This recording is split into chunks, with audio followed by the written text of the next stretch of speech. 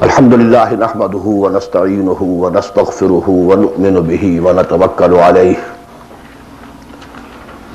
ونعوذ بالله من شرور أنفسنا ومن سيئات أعمالنا من يهده الله فلا مضل له ومن يضلله فلا هادي له ونشهد أن لا إله إلا الله وحده لا شريك له ونشهد أن سيدنا ومولانا محمدا عبده ورسوله أرسله بالهدى ودين الحق ليظهره على الدين كله وكفى بالله شهيدا فصلى الله عليه وعلى آله وأصحابه وسلم تسليما كثيرا كثيرا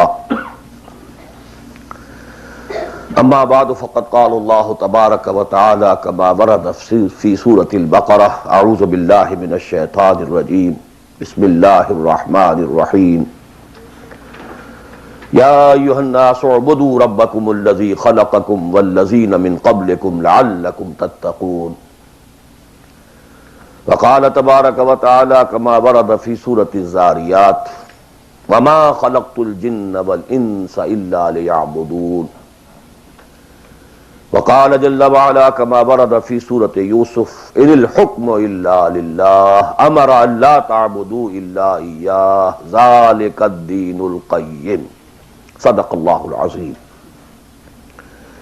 رب اشرح لي صدري ويسر لي أمري واحلل عقدة من لساني يفقهوا قولي اللهم ربنا ألهمنا رشدنا واعذنا من شرور أنفسنا اللهم أرنا الحق حقا وارزقنا اتباعه وأرنا الباطل باطلا وارزقنا اجتنابه اللهم وفقنا لما تحب وترضى آمین یا رب العالمین۔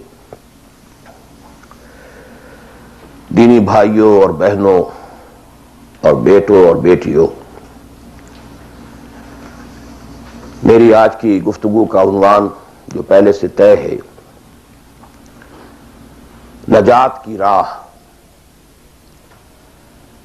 لیکن میں آج چاہتا ہوں کہ جو دعائیں میں عام طور پر اپنی گفتگو کے شروع کرنے سے پہلے مانگا کرتا ہوں ان کی طرف خصوصاً توجہ آپ کی مبذول کرا دوں۔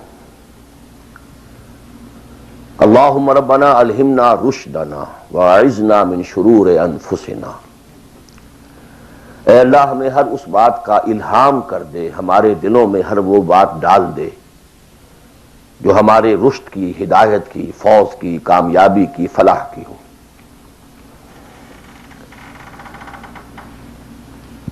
اللہم ارنا الحق حقا وارزقنا اتباعہ، اے اللہ ہمیں حق کو حق دکھا، ہم اس میں دھوکہ نہ کھا جائیں، مغالطے میں نہ مبتلا ہو جائیں، اور اسے قبول کرنے کی، اختیار کرنے کی ہمیں توفیق عطا فرما۔ محض حق کو سمجھ لینا کافی نہیں ہے، بلکہ الٹا نقصان دہ ہے اگر اسے اختیار کرنے کے لیے انسان تیار نہ ہو۔ اللہم ارنا الحق حقا وارزقنا اتباعہ وارنا الباطل باطلا وارزقنا اجتنابہ، ہمیں باطل کو باطل ہی دکھا، ایسا نہ ہو کہ ہم غلطی سے باطل کو حق سمجھ بیٹھیں، اور اے اللہ ہمیں اس باطل سے اجتناب کرنے کی، اس سے بچنے کی ہمت عطا فرما۔ اللہم وفقنا لما تحب وترضى، اور اے اللہ ہمیں ہر اس کام کی توفیق عطا فرما جو تجھے پسند ہے اور جن سے تو راضی ہوتا ہے۔ یہ دعائیں آپ میں سے ہر شخص اچھی طرح شعوری طور پر اس وقت اپنے دل میں مانگ لیں اور پھر میری گفتگو کو سماعت فرمائیں۔ نجات کا لفظ جو میں نے استعمال کیا ہے وہ ان کئی الفاظ میں سے سب سے نچلی سطح کا لفظ ہے جنہیں قرآن مجید کامیابی کے لیے استعمال کرتا ہے۔ بہت سے الفاظ آپ نے سنے ہوں گے، فوز، اولئک ھم الفائزون، وہ کامیاب لوگ ہیں۔ رشد، اولئک ھم الراشدون، وہ لوگ ہیں کہ جو بڑے نصیب والے ہیں۔ فلاح، اولئک ھم المفلحون، وہ ہیں اصل میں کہ جنہوں نے بلند ترین کامیابی حاصل کر لی. سعادت فاما الذین سعدوا، ان میں سب سے نیچے کا لفظ ہے نجات. نجات سے اوپر ہے فوز، فوز سے اوپر ہے فلاح. یہ اس کی ہائر ڈگریز ہیں. جیسے کامیابی امتحانات میں ایک محض پاس ہو جانا ہے اور ایک اس میں اے گریڈز لے کر آنا ہے. یہ ہمارے ہاں وہ ڈویژن شمار ہوتے ہیں، فرسٹ ڈویژن ہے، سیکنڈ ڈویژن ہے. تو یہ کئی اصطلاحات ہیں. فوز، فلاح، رشد، سعادت. سب سے کم سب سے نیچے، سب سے کم نجات. وَمَالِي أَدْعُوكُمْ إِلَى النَّجَاةِ وَتَدْعُونَنِي إِلَى النَّارِ. تو کم سے کم جو کامیابی کی شرائط اسلام میں ہیں، آج ہمیں ان پر گفتگو کرنی ہے. اللہ تعالی ہمیں اس سے اوپر بڑھنے کی توفیق دے، رشد اور فوز اور فلاح کی منزلوں سے ہم کنار فرمائے. لیکن ظاہر بات ہے کہ یہ تمام منزلیں بعد میں ہیں، پہلے کامیابی تو ہو. جہاں تک اس نجات کی راہ کا تعلق ہے، اس کے موضوع پر کیونکہ قرآن مجید کی جامع ترین سورت جو اس لیول پر گفتگو کرتی ہے اور جامع ترین ہے، وہ سورۃ العصر ہے. والعصر ان الانسان لفی خسر الا الذین آمنوا وعملوا الصالحات وتواصوا بالحق وتواصوا بالصبر. ثابت ہوا یہ بیس لائن ہے، اس سے نیچے تو نجات ہی نہیں ہے، وہ تو خسران ہے، ناکامی ہے. یہ بیس لائن ہے. اسی لیے میرا جو کتاب چاہے نجات کی راہ سورۃ العصر کی روشنی میں، the road to salvation in the light of سورۃ العصر، اردو میں بھی ہے، انگریزی میں بھی ہے. تو جیسا کہ میں نے بتایا تھا اپنی ترجمہ قرآن کے نشستوں میں کہ میں نے اسی سورۃ العصر پر بیس کر کے ایک منتخب نصاب قرآن مجید کے مطالعے کا سلیکٹڈ کورس آف اسٹڈی یہ مرتب کیا، جس میں آم کی گٹھلی جس طریقے سے وہ شے ہے جس سے پورا آم کا درخت وجود میں آ جاتا ہے، ایسے ہی سورۃ العصر ہے جس سے پورا قرآن جو ہے کھلتا چلا جاتا ہے. کتاب احکمت آیاتہ ثم فصلت من لدن حکیم خبیر. کل قرآن سورۃ العصر میں ہے. اس پر میرے آڈیوز ہیں، ویڈیوز ہیں. پورا منتخب نصاب بھی سمجھیے سورۃ العصر کی تفسیر ہے. بہرحال اس موضوع پر میں نے گزشتہ 35 سالوں میں لا تعداد مرتبہ گفتگو کی، لیکن آج میں ذرا ایک مختلف زاویے سے، مختلف اسلوب میں، باتیں وہی ہیں، حق تو ایک ہے، جہنم ایک ہی ہوگی، اس کے اندر داخلے کے دروازے لہا سبعۃ ابواب. جنت ہے، اس سے داخلے کے دروازے مختلف ہیں. حق ایک ہے، لیکن اپروچ اس تک جانے کے لیے راستے ہیں بہت سے. تو میں آج ذرا ایک مختلف اسلوب سے وہی باتیں آپ کے سامنے دہراؤں گا. مختلف اسلوب کا فائدہ ہوتا ہے. جس بات کو انسان ایک خاص انداز سے سنتے رہنے کا عادی ہو جائے پھر اس پر توجہ نہیں کرتا. بہت مرتبہ سنی ہے، یہی بات ہے، لیکن ذرا سا اسلوب بدل دیجئے تو ذہن جو ہے وہ بیدار ہو جاتے ہیں اور ایک نئی آمادگی پیدا ہو جاتی ہے بات کو سمجھنے کے لیے. اسی لیے وہ بڑا پیارا مصرع ہے کہ ایک پھول کا مضمون ہو تو 100 رنگ سے بانو. بات تو ایک ہی پھول کو ڈسکرائب کرنا ہے، لیکن اس کو اس طرح سے کروں، اس طرح سے کروں، ایسے کروں. اور اسی کو قرآن مجید نے استعمال کیا. یہ اصل اسلوب قرآن کا ہے. کذالک نصرف الآیات، تصریف الآیات، آیات کو گردش دینا. ایک آیت میں ایک مضمون پہلے ہے، دوسرا بعد میں ہے. دوسری آیت میں دوسرا مضمون جو ہے وہ پہلے آ گیا ہے اور پہلا جو ہے وہ بعد میں لے آئے. یا ایھا الذین آمنوا کونوا قوامین بالقسط شہداء للہ، یہ سورہ نساء میں ہے. یا ایھا الذین آمنوا کونوا قوامین للہ شہداء بالقسط، یہ آپ کو سورہ مائدہ میں مل جائے گا. لِیَکُونَ الرَّسُولُ شَہِیدًا عَلَیکُمْ وَتَکُونُوا شُہَدَاءَ عَلَى النَّاسِ، یہ سورہ حج میں ہے.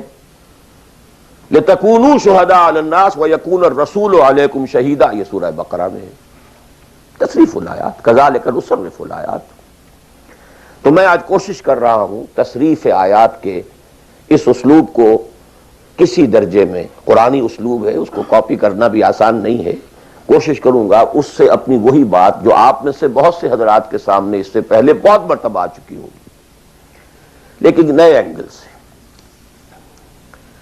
وہ اینگل کیا ہے؟ اللہ کا، دین کا ایک ہی تقاضا ہے انسان سے، وہ تقاضا جس کے بارے میں ہم کہہ سکتے ہیں کہ 100 بات کی ایک بات، ایک بات۔ جیسے اردو کا ایک محاورہ ہے، ہاتھی کے پاؤں میں سب کے پاؤں، وہ اتنا چوڑا پاؤں ہے کہ وہ سب پاؤں رکھ دیں تو اس میں آ جائیں۔ اس طریقے سے ایک بدو صحابی آئے تھے حضور سے، انہوں نے ایک سوال کیا تھا کہ مجھے کل دین کی بات ایک جملے میں سمجھا دیجئے۔ آپ نے فرمایا ہاں ٹھیک ہے، آؤ، قل آمنت باللہ ثم استقم، دیٹس آل، اللہ پر کہو کہ میں اللہ پر ایمان لایا، پھر اس پر جم جاؤ۔ اسی طرح آج میں آپ سے دین کا کل تقاضا، اللہ کا کل مطالبہ، اور میرے ذہن میں وہ آیت آ رہی ہے کلا لما یقض ما امرہ، ہم نے ایک ہی تقاضا انسان سے کیا، اس نے اس کو پورا نہیں کیا۔ اور میرے ذہن میں اس وقت ایک سین آ رہا ہے، وہ جو پکچر بنائی گئی تھی حضور کی سیرت پر، the messenger of Allah, the messenger of God perhaps, اس میں دکھایا گیا ہے کہ ابو طالب بستر وفات پر ہیں، آخری وقت ہے، قریش کا وفد آیا ہے الٹیمیٹم لے کر کے، ابو طالب اب ہمارا صبر کا پیمانہ لبریز ہو گیا، یا تو اپنے بھتیجے کو روک لو ورنہ پھر آئیے اوپن، پھر ایک اوپن چیلنج ہے، کھلے میدان میں مقابلہ کیجیے۔ ایک جملہ اس وقت اس پکچر میں ہے جو کہا ابو طالب نے، one word, my nephew demands from you only one word۔ اس نے تم سے کیا تقاضا کیا ہے؟ تم سے دولت نہیں مانگی، تم سے مال نہیں مانگا، تم سے حکومت نہیں مانگی، کچھ بھی تو نہیں مانگتا، وہ ایک بات مانگتا ہے، ایک کلمہ تک مانگتا ہے۔ ابو جہل نے فوراً ریٹارٹ کیا، the one word he demands demolishes all the gods۔ وہ ایک بات اس کی ایسی ہے کہ جو ہمارے سارے معبودوں کا تیا پانچا کر کے رکھ دیتی ہے، ختم کر دیتی ہے۔ ایک بات، دین تو ایک بات ہے۔ اسی انداز میں میں آپ کو بتا رہا ہوں کہ اللہ کا کل تقاضا، دین کا کل تقاضا ایک لفظ میں ہے، وہ لفظ ہے عبادت۔ تمام انبیاء کی دعوت آپ قرآن مجید میں مختلف مکی صورتوں میں پڑھیں گے، ان اعبدوا اللہ ما لکم من الہ غیرہ، اللہ کی عبادت کرو، تمہارا اس کے سوا کوئی الہ، کوئی معبود نہیں۔ خود قرآن کی دعوت صرف اس فرق کے ساتھ کہ پہلے انبیاء کہتے تھے یا قوم اعبدوا اللہ، اے میری قوم کے لوگوں اللہ کی عبادت کرو، اللہ کی بندگی کرو۔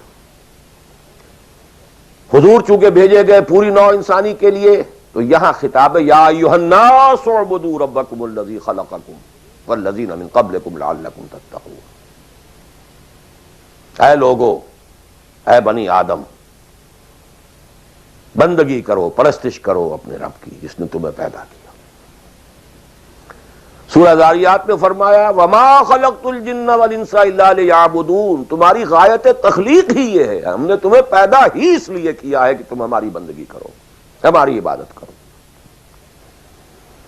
اور وہی 100 بات کی ایک بات حضرت یوسف نے اپنے قید خانے کے ساتھیوں سے کہی تھی، ان الحکم الا للہ امر لا تعبدوا الا ایاہ ذلک الدین القیم۔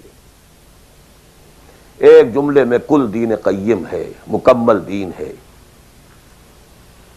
اس کے سوا کسی اور کی عبادت اور بندگی نہ کرو۔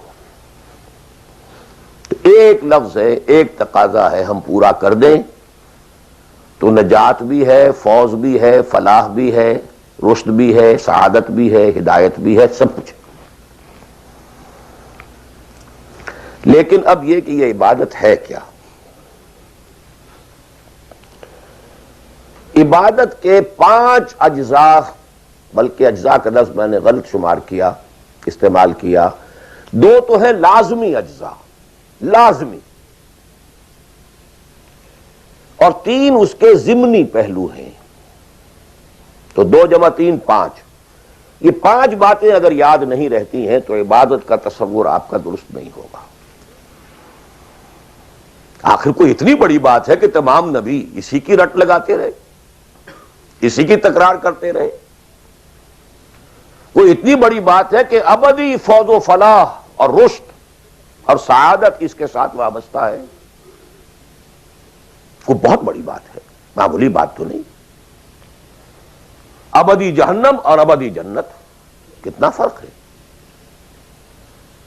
اور وہ اسی ایک لفظ کے ساتھ وابستہ ہے. عبادت ہے کیا؟ اس کے 2 جو لازمی اجزاء ہیں، ان میں سے ایک کی مثال ہے جسم. یہ میرا جسم 2.5 من وزن ہے اس کا، یہ میرا جسم ہے. ایک اس میں روح ہے، بدن وغیرہ نہیں ہے، نہ نظر آتی ہے، لیکن اصل انسان وہ روح ہے. اسی طرح عبادت کا جو جسد ظاہری ہے، جو نظر آتا ہے، پیلپیبل ہے، محسوس ہوگا، سامنے آئے گا، وہ ہے اطاعت کلی، total obedience. Without any reservation, کوئی استثناء نہ ہو. مخلصین لہ الدین، اطاعت کو اس کے لیے خالص کرتے، ٹوٹل اوبیڈینس. یہ ہے جسد. 2.5 من جو ہے عبادت، وہ یہ ہے. اور اس کی روح کیا ہے؟ اللہ کی محبت. یہ اطاعت محبت جذبے سے سرشار ہوگا تب تو عبادت ہے، ورنہ اطاعت ہے صرف. اطاعت تو انسان حکمرانوں کی بھی کرنے پہ مجبور ہو جاتا ہے. ہم انگریزوں کی اطاعت کرتے تھے، آپ یہاں بہت سے ایسے قوانین کی اطاعت کرتے ہیں جو آپ کو پسند نہیں ہے، مجبوری ہے، آ گئے ہیں، رہ رہے ہیں، کیا کریں. لیکن جب آؤٹ آف لو، انٹینس لو، جب کسی کی ٹوٹل اوبیڈینس قبول کی جائے گی تو یہ عبادت ہے. یہ 2 ہے اجزاء لازم. اس کو بڑی خوبصورتی سے امام ابن تیمیہ اور حافظ ابن قیم انہوں نے بیان کیا ہے. العبادت تجمع اصلین، غایت الحب ما غایت الذل والخضوع. 2 چیزیں جمع ہوتی ہیں تو عبادت پوری ہوتی. انتہا درجے کی محبت اور انتہا درجے کی عاجزی اور اطاعت اور سرفگندگی کسی کے سامنے. یہ دونوں چیزیں اطاعت کے لازمی اجزاء ہیں عبادت کے. اور ان دونوں کے بارے میں ایک بات اور نوٹ کیجئے، ان دونوں کے اعتبار سے اللہ اور اس کا رسول بریکٹڈ ہیں، ساتھ جڑے ہوئے. اس لیے کہ اللہ کی اطاعت رسول کی اطاعت کے ذریعے ہے. وَمَا أَرْسَلْنَا مِن رَّسُولٍ إِلَّا لِيُطَاعَ بِإِذْنِ اللَّهِ وَمَن يُطِعِ الرَّسُولَ فَقَدْ أَطَاعَ اللَّهَ. وہ ریپرزنٹیٹو ہے، وہ نمائندہ ہے اللہ کا، لہذا اللہ کی اطاعت، اطیعوا اللہ واطیعوا الرسول. اطاعت میں یہ دونوں بریکٹڈ ہیں. یہی وجہ ہے کہ قانون اسلامی کی مستقل سورسز جو ہیں وہ یہی 2 ہیں، اللہ کی کتاب اور اس کے رسول کی سنت. اسی طرح محبت میں بھی دونوں بریکٹڈ ہیں.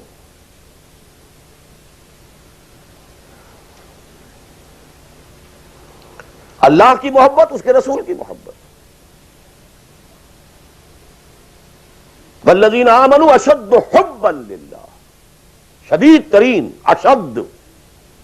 ایمان کا لازمی تقاضا یہ ہے کہ شدید ترین محبت آپ کے دل میں اللہ سے ہو. اور حضور نے فرمایا لا یؤمن احدکم حتی اکون احب الیہ من والدہ وولدہ والناس اجمعین، تم میں سے کوئی شخص مومن ہو ہی نہیں سکتا جب تک کہ میں اسے، اس کے باپ، اس کے بیٹے اور تمام انسانوں سے زیادہ محبوب نہ ہو جاؤں۔ اطاعت اور محبت میں دونوں بریکٹڈ ہیں، اللہ کی اطاعت، رسول کی اطاعت، اللہ کی محبت، رسول کی محبت۔ بلکہ ایک نقطہ اور نوٹ کر لیجئے، نظری طور پر بالا تر اطاعت اللہ کی ہے اور بالا تر محبت اللہ کی ہے، اور دوسرے درجے میں اطاعت رسول کی ہے اور دوسرے درجے میں محبت رسول کی ہے۔ عملاً ایک ہے نظری چیز، ایک ہے عملاً۔ عملاً اصلت اطاعت رسول کی ہے، اللہ کی اطاعت اس کے تابع ہے۔ کیوں؟ اللہ کا حکم بھی تو رسول نے دیا ہے، وہ بھی رسول کے منہ سے ہمیں اب تک پہنچا ہے۔ بمصطفیٰ برسا خیش را کے دی ہموس، اگر بہو نہ رسی دی تمام بولا بیس۔ تو اطاعت تو بن گئی رسول کی، اصلا رسول ہی نے بتایا اللہ کا یہ حکم آیا تو ہم مان رہے ہیں۔ اسی طرح بڑا پیارا مصرع ہے اقبال کا، از خدا محبوب تر گردد نبی، اللہ سے بھی کہیں زیادہ محبوب ہو جاتا ہے اللہ کا نبی۔ اس کی وجہ بھی ہے، اللہ کا ہم کیا تصور کریں، اللہ کی فیلنگز کا ہمیں کیا اندازہ ہو سکتا ہے؟ کوئی فیلنگز ہے کیا ہے؟ رسول کو ہم ایک ہیومن بینگ کی حیثیت سے ویژولائز کر سکتے ہیں۔ رسول کو بھی چوٹ لگی تھی، دل پر چوٹ لگی تھی۔ رسول کے پاس بھی بیٹی آئی تھی، بڑی پیاری بیٹی، فاطمۃ بضعۃ منی۔ ابا جان اب تو عام لوگوں کے ہاں بڑی فراوانی ہو گئی ہے، ذرا یہ دیکھیے میرے ہاتھوں پر گٹے پڑے ہوئے ہیں چکی پیسنے کی وجہ سے، میرے کندھے کے اوپر نشان پڑ گئے ہیں، مشکیزے میں پانی بھر کر لاتی ہوں، مجھے بھی کوئی کنیز، کوئی غلام عنایت ہو جائے۔ ہم پوری طرح ویژولائز کر سکتے ہیں کیا فیلنگ ہوگی محمد کی اسوہ صلی اللہ علیہ وسلم۔ تو ہم ویژولائز کر سکتے ہیں نا کہ کیا کلیجہ اللہ نے دیا تھا کہ فرمایا بیٹی نہیں، یہ چیزیں ہمارے لیے نہیں، تمہیں میں اس سے بہتر چیز دیتا ہوں۔ 33 مرتبہ سبحان اللہ، 33 مرتبہ الحمدللہ، 33 مرتبہ اللہ اکبر ہر نماز کے بعد کہہ لیا کر، یہ کہیں زیادہ بڑی قیمتی شے۔ ہم محسوس کر سکتے ہیں کہ رسول کے دل پر کیا بیتی تھی جب حضرت حمزہ کی اعضا بریدہ لاش سامنے آئی ہے کہ ناک کٹی ہوئی ہے، کان کٹے ہوئے، پیٹ چاک ہے، کلیجہ باہر نکلا ہوا، اسے چبایا گیا۔ But what is feelings؟ اور کیا پہاڑ جیسا دل اللہ نے دیا تھا، کیسے جبر کیا ہے، کیسے صبر کیا ہے۔ اگرچہ ایک وقت میں آ کر بات ظاہر ہو گئی جب مدینے میں واپس پہنچے ہیں اور انصار کے گھروں سے عورتوں کے بین کرنے کی، ماتم کرنے کی آوازیں آئیں تو الفاظ نکل گئے، اما حمزہ تو فلا بواکی لہو، ہائے حمزہ کے لیے تو کوئی رونے والی بھی نہیں ہے۔ حمزہ مہاجر ہے، یہاں حمزہ کا کون رشتہ دار، کون عورتیں رشتہ دار ہیں اس کی جو اس کا ماتم کریں گی؟ ہاں مکے میں ہوتا حمزہ، عبد المطلب کا بیٹا، اور یہ حادثہ ہوا ہوتا تو پورے مکے میں کوہرام ہوتا۔ آخر فیلنگز تھے کہ نہیں؟ اس لیے از خدا محبوب تر گردد نبی۔ بہرحال یہ دو چیزیں، میں نہیں چاہتا کہ بات زیادہ دور نکلے، کلیئر کٹ ہمیں آگے چلنا ہے۔ ایک تقاضا، 100 بات کی ایک بات، عبادت کرو خالصتاً اللہ کی۔ عبادت کے 2 اجزاء لازم، اطاعت کلی، absolute obedience, total obedience, without any reservation, without any exceptions, کوئی استثناءات نہ ہو۔ زندگی کا ہر گوشہ، زندگی کا ہر پہلو، ظاہری ہو، باطنی ہو، داخلی ہو، خارجی ہو، انفرادی ہو، اجتماعی ہو، عائلی ہو، قومی ہو، سیاسی ہو، ہر اعتبار سے اللہ کی اطاعت۔ اور یہ اطاعت ہو اللہ کی محبت کے جذبے سے سرشار ہو کر، اور ان دونوں چیزوں میں اللہ کے ساتھ نظری طور پر، ثانوی طور پر، عملاً اولاً محبت رسول اور اطاعت رسول شامل ہے۔ تین چیزیں ضمنی ہیں، اور یہ ضمنی چیزیں ایکسکلوسیو اللہ کے لیے، خالص اللہ کے لیے، یہ رسول کے لیے نہیں ہے۔ نمبر ایک، تعظیم کے کچھ مظاہر ہیں، سجدہ کرنا، قنوت، تعظیماً کسی کے سامنے کھڑے ہونا، ہاتھ باندھ کر، کندھے جھکا کر، یہ قنوت کہلاتا ہے۔ کھڑے ہونا تعظیماً،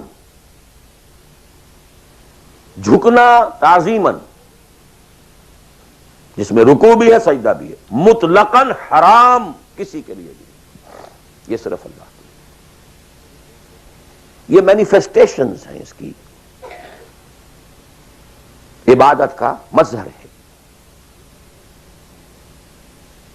فَقُومُوا لِلَّهِ قَانِتِينَ، اللہ کے سامنے کھڑے رہا کرو، سجدہ کرو، یہ اللہ کے سوا کسی کے۔ نمبر دو، دعا صرف اللہ سے، نہ کسی نبی سے، نہ کسی رسول سے، نہ کسی فرشتے سے، نہ کسی اولیاء اللہ سے، نہ کسی بزرگ شخصیت سے، کسی سے نہیں۔ لا تدعوا مع اللہ احد، رسول سے بھی نہیں۔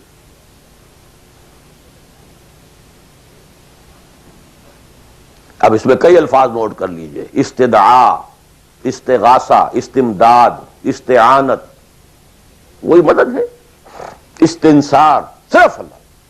ہاں مادی قوانین کے تحت فزیکل ورلڈ میں ہم مدد مانگ سکتے ہیں، ذرا مجھے ایک گلاس پانی لا دیجئے، مجھے ذرا یہ کر دیجئے، معلوم ہے پانی ہے، یہ جائے گا لے آئے گا، لیکن بالغیب مدد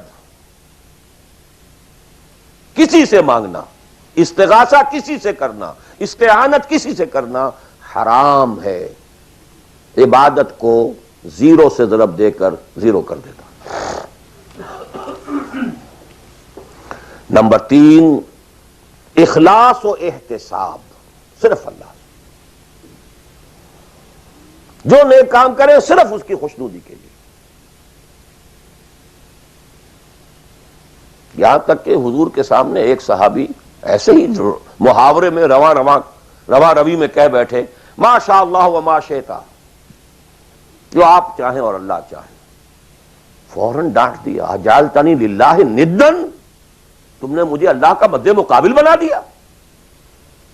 مشیت صرف اس کی، وما تشاءون الا ان یشاء اللہ۔ کوئی نیک کام سوائے اس کی رضا جوئی کے لیے اگر کسی اور کے لیے کیا گیا، ریا ہے، سمعہ ہے، دکھاوے کے لیے ہے، شہرت کے لیے ہے، دنیا کمانے کے لیے ہے، لیڈری چمکانے کے لیے ہے، اقتدار حاصل کرنے کے لیے ہے، کوئی بھی اور مقصد اگر شامل ہوا، زیرو سے ضرب کھا کر پوری عبادت زیرو ہو جائے گی۔ احتساب، بدلے کی توقع صرف اللہ سے۔ یہ لفظ آپ خاص طور پر سنتے رہے ہوں گے ان دنوں بہت، من صام رمضان ایمانا واحتسابا غفر له ما تقدم من ذنبه ومن قام رمضان ایمانا واحتسابا غفر له ما تقدم من ذنبه ومن قام لیلۃ القدر ایمانا واحتسابا۔ ایمان کے ساتھ احتساب کیوں آ رہا ہے؟ اس کا اجر و ثواب سوائے اللہ سے اور کسی سے توقع نہ ہو۔ یہ 5 چیزیں ہیں۔ جہاں تک اطاعت کا تعلق ہے اس میں ایک ایکسیپشن نوٹ کر لیجئے، کہیں کسی وقت نسیان سے، خطا سے یا جذبات کے طوفان میں آ کر کوئی غلط حرکت کر بیٹھا، لیکن فوراً توبہ کر لے، یہ مستثنیٰ ہے۔ میں نے 3 الفاظ کہے، خطا، آپ نہیں سمجھتے تھے کہ جو میں کرنے چلا ہوں یہ ڈس اوبیڈینس ہے، آپ کو پتہ ہی نہیں تھا، خطا ہو گئی۔ نسیان، بھول گئے، ایک وقت ایسا ہے کہ آدمی کے اوپر غفلت کا ایک پردہ پڑ جاتا ہے. حضور خود فرماتے ہیں انہ لیغان علی قلبی وانی لاستغفر اللہ فی کل یوم 70 مرہ. میرے دل پر بھی کبھی کبھی حجاب سا آ جاتا ہے، میں روزانہ 70 مرتبہ استغفار کرتا ہوں اللہ. تو ہم اپنے حجابات پر حضور کے حجاب کو قیاس نہیں کر سکتے کہ نسبت خاک رہا بعالم پاک، وہ کوئی اور شے ہے، یہ کوئی اور شے ہے. لیکن یہ کہ باہر پردہ تو پڑتا ہے، اس میں کوئی غلط حرکت سرزد ہو گئی. یا نمبر 3، جذبات کا کوئی ہیجان تھا جس نے کہ اوور پاور کر دیا، انسان کی قوت ارادی کو معطل کر دیا، کوئی غلط حرکت سرزد ہو گئی. لیکن پھر توبہ فوراً. انما التوبۃ علی اللہ للذین یعملون السوء بجہالۃ ثم یتوبون من قریب. جیسے ہی طوفان گزرا فوراً ہوش میں آیا، یہ مجھ سے کیا ہو گیا، لا الہ الا انت سبحانک انی کنت من الظالمین. ربنا ظلمنا انفسنا وان لم تغفر لنا وترحمنا لنکونن من الخاسرین وان لم تغفر لی وترحمنی لاکونن من الخاسرین. اب یہ دعا رہے، گڑ گڑا کر اللہ معاف کر دے گا. It will be written off. It will be expunged. محو کر دیا جائے گا. یکفر عنہ سیئاتہ، اس کے معنی یہی ہے. ہاں اس کے برعکس اگر ایک گناہ بھی جان بوجھ کر مستقلاً کرتے رہے، ایک، باقی ساری 99% عبادت ہو رہی ہے، ایک حرام شے کو اپنے لیے حلال ٹھہرا لیا، شعوری طور پر، ارادی طور پر، مداومت کے ساتھ اس کے اوپر ڈیرے جما لیے، وہ ایک گناہ جو ہے وہ پوری عبادت کو زیرو سے ضرب دے کر زیرو کر دے گا، اور خلود فی النار، آگ میں ہمیشہ رہنے کی وعید. بلا من کسب سیئۃ واحاطت بہ خطیئتہ فاولئک اصحاب النار هم فیہا خالدون. ان پوائنٹس کو اچھی طرح نوٹ کیجئے. خطا خطا میں فرق ہے، گناہ گناہ میں فرق ہے. ایک گناہ غیر شعوری طور پر ہو گیا، خطا سے ہو گیا، نسیان سے ہو گیا، وقتی طوفان جذبات کا، کسی ایسی محفل میں تھے، مجلس میں تھے، کھو گئے، غلطی ہو گئی، فوراً متنبہ ہو گئے فوراً. یہ اور ہے. جیسے کہ آدمی، مجھے اچھی طرح یاد ہے ایک مرتبہ، اور میں بھولتا نہیں اس واقعے کو، میں میڈیکل کالج میں پڑھ رہا تھا تو ایک سائیکل پر جا رہا تھا کالج، اور سلپری تھی روڈ. جب سائیکل سلپ کرتی ہے تو پتہ نہیں چلتا میں کب گر گیا. گرا ہوں لیکن مجھے پتا اس وقت چلا جب اٹھ چکا تھا میں کہ میں گرا تھا، کیونکہ آدمی وہ پڑا نہیں رہتا، فوراً اٹھتا. یہ جو ہے فوراً اٹھنا، ثم یتوبون من قریب، یہ بھی بعد میں معلوم ہوتا کہ میں گرا تھا جبکہ اٹھ چکا ہوتا آدمی. اتنا انسٹنٹینیس ہوتا ہے. یہ ہے یتوبون من قریب. اور اس کو اللہ نے اپنے ذمے، انما التوبۃ علی اللہ، اللہ کے ذمے ہے یہ کہ وہ ایسے شخص کی توبہ قبول کرے. انما التوبۃ علی اللہ للذین یعملون السوء بجہالۃ ثم یتوبون من قریب.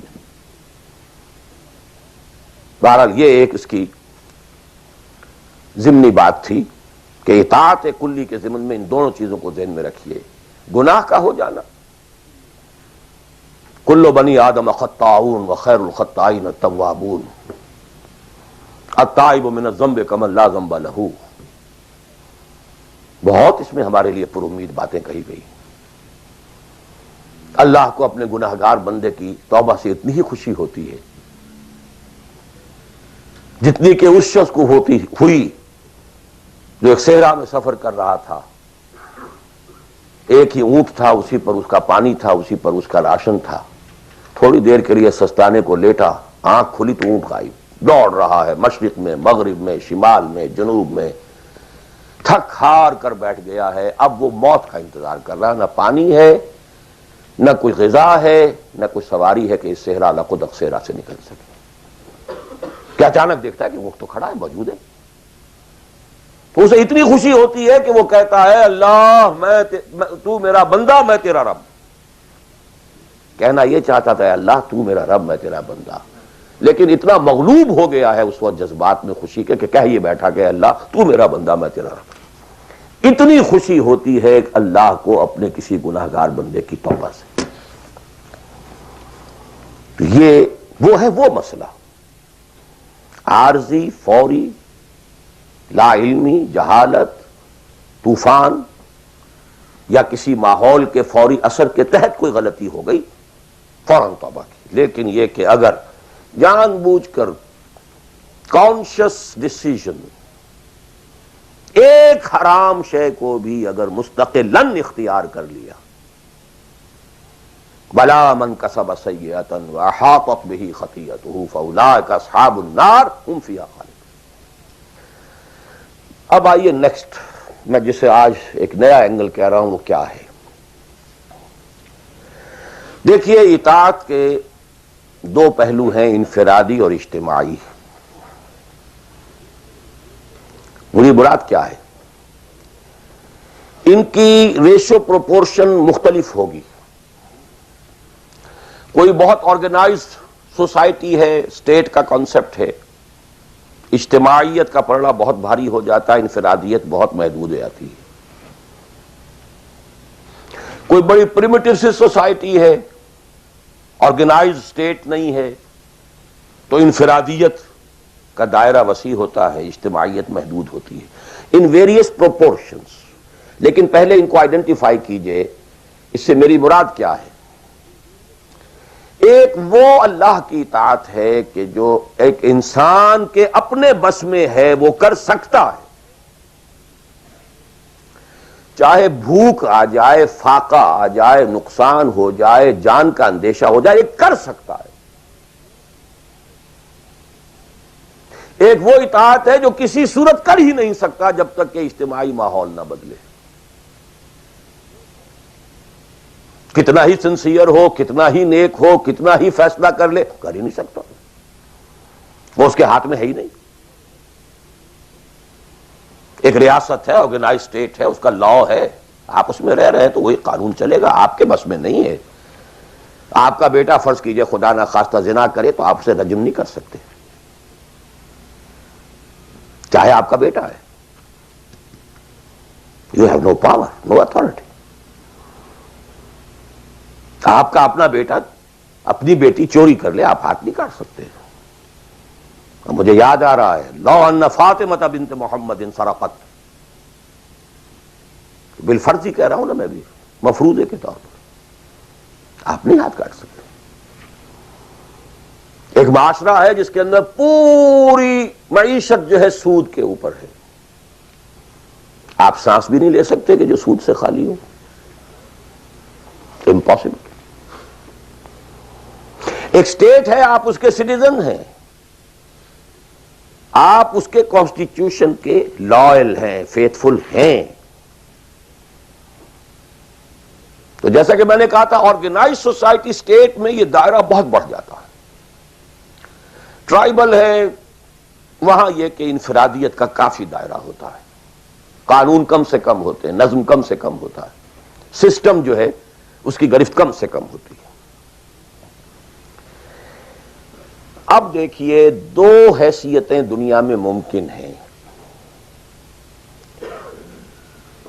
ایک انتہائی خوش بختی کی، انتہائی خوش قسمتی کی کہ ایک انسان ایک ایسے ماحول میں پیدا ہو گیا ہے یا وہ ہجرت کر کے ایسے ماحول میں چلا گیا ہے جہاں ٹوٹل دین غالب ہے، دین قائم ہے، نظام ہے ہی دین کا، حکومت ہے ہی اللہ کی. وہاں جا کر انسان کتنا how at ease he will feel. No friction.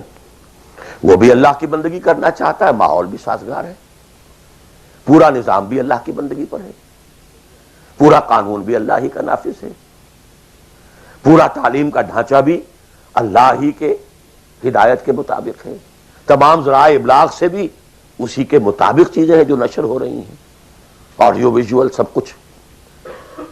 انتہائی خوش قسمتی، موسٹ فارچونیٹ کہ ایک انسان ایسے ماحول میں ہو. لیکن فرض کیجئے کہ وہ ایسے ماحول میں ہے جہاں اللہ کا دین غالب نہیں، بہت محدود سا حصہ ہے جس میں وہ اللہ کا حکم مان سکتا ہے. نماز وہ پڑھ سکتا ہے, روزہ رکھ سکتا ہے, کوئی نہیں روکتا. اسرائیل میں بھی جا کے پڑھ لیجئے نماز اور روزہ, امریکہ میں کر لیجئے, بھارت میں کر لیجئے, کوئی نہیں روکتا. نو وے.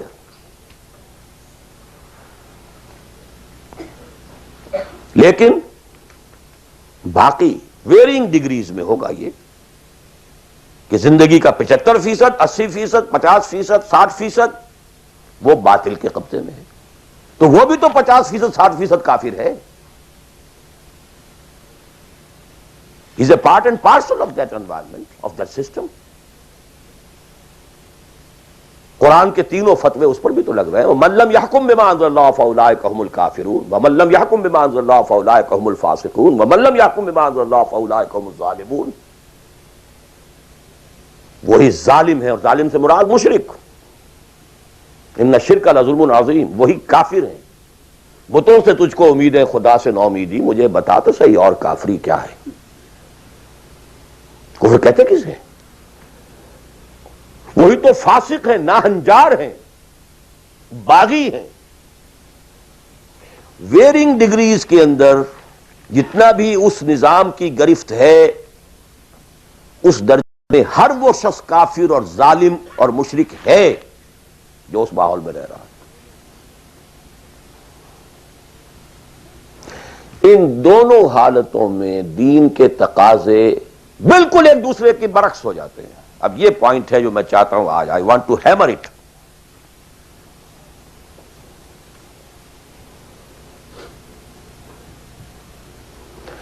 اگر آپ خلافت راشدہ کے دوران پیدا ہو گئے ہوتے, موسٹ فارچونیٹ, موسٹ ایزی. دین قائم ہے, اللہ کے احکام جاری ہیں, سارا نظام وہی ہے, دی ہول اسٹیٹ کرافٹ وہ اسلام کی بنیاد پر کام کر رہا ہے. آپ ایک سٹیزن ہیں, آپ کے لیے تقرب بالنوافل کے درجے کھلے ہوئے ہیں. فرض تو پورے ہیں یہاں. نفل نماز پڑھیے, نفل علم حاصل کیجئے, نفل روزے رکھتے چلے جائیے, نفلی چلے کیجئے, جو چاہے کیجئے. تقرب بالنوافل. اور اس تقرب بالنوافل کا درجہ یہاں تک اونچا ہو سکتا ہے وَيَتَقَرَّبُ إِلَيَّ عَبْدِي بِالنَّوَافِلِ حَتَّى أَكُونَ. میرا بندہ نوافل کے ذریعے سے میرا تقرب حاصل کرتا جاتا ہے, کرتا جاتا ہے, کرتا جاتا ہے, یہاں تک کہ میں اس کی آنکھیں بن جاتا ہوں جن سے وہ دیکھتا ہے, اس کے کان بن جاتا ہوں جن سے وہ سنتا ہے, اس کے ہاتھ بن جاتا ہوں جن سے وہ پکڑتا ہے, اس کے پاؤں بن جاتا ہوں جن سے وہ چلتا ہے. حدیث قدسی, اور سارے وہابی بھی مانتے ہیں اس کو, یہ نہ سمجھیے کہ یہ کسی صوفی کی بڑھ ہے. حدیث صحیح عند کل المحدثین. اللہ ہاتھ بن جاتا ہے آپ کا, اللہ پاؤں بنتا ہے آپ کا, اللہ آنکھ بنتا ہے آپ کی, اللہ کان بنتا ہے آپ کا. یہ بہت اونچی بات ہے, بہت اونچی بات ہے, بہت اونچی بات ہے. لیکن یہ تقرب بالنوافل کا درجہ کہاں آئے گا؟ جہاں آپ ایک اسلامی نظام کے تحت سانس لے رہے ہیں, جہاں وہ اسلامی نظام نہیں ہے. پہلا فرض تن من دھن اس نظام کو بدلنے کے لیے لگا دینا. اگر یہ نہیں ہے تو نماز نہیں ہے, منہ پر دے ماری جائے گی. میں جو کچھ کہہ رہا ہوں علی وجہ البصیرت کہہ رہا ہوں, میری پوری زندگی کے مطالعے کا نچوڑ ہے. نماز منہ پر دے ماری جائے گی, روزے منہ پر دے مارے جائیں گے. You reconcile yourself to that system جو میری بغاوت کے اوپر مبنی تھا.